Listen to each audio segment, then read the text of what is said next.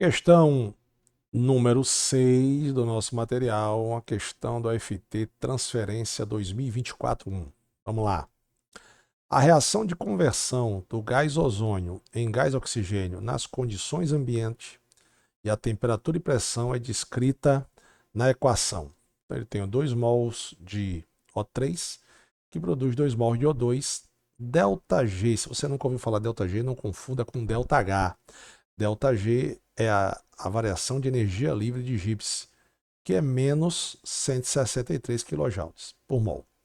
Em um recipiente isolado, com um volume de temperatura constante, o gás ozônio é convertido 100% em gás oxigênio.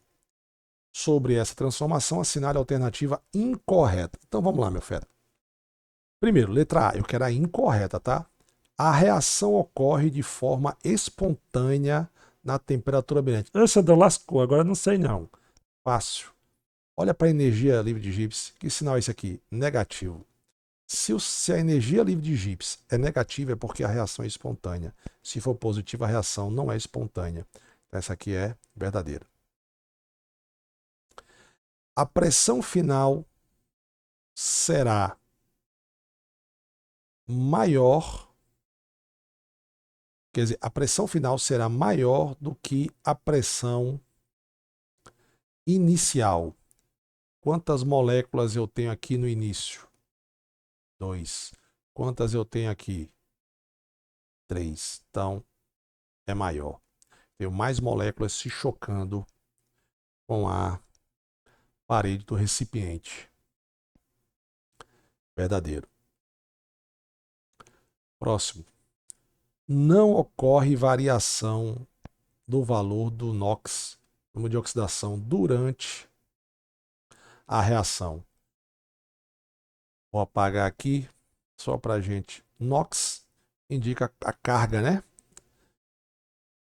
Toda substância simples, ou seja, tem NOx igual a zero. Toda substância que tem só um tipo de átomo. Substância simples é aquela que tem um único elemento químico. O NOx é zero, verdadeiro. Então, na verdade, sobrou o quê? Que a molécula de ozônio possui em sua estrutura de Lewis cíclica, cadeia fechada. Não, a molécula de ozônio, o O3, até que de repente em algumas condições você pode ter, mas geralmente ela é assim, ó. Ela sofre ressonância, tá? Vou botar aqui uma ligação dativa, mas ela é em formato de veias. Não é fechada, porque aí você pode pensar que ela é assim, ó. Não, certo? Então, de acordo com a estrutura de Lewis, o oxigênio, que cada família 6A precisa de 2 elétrons, aí ele faz essa dupla ligação, aí um elemento químico, que no caso é o oxigênio, que já está estável, com 8 elétrons na camada de valência, vai compartilhar 2 de seus elétrons com o outro oxigênio. Eu fiquei na frente, não foi? Deixa eu sair da frente, certo?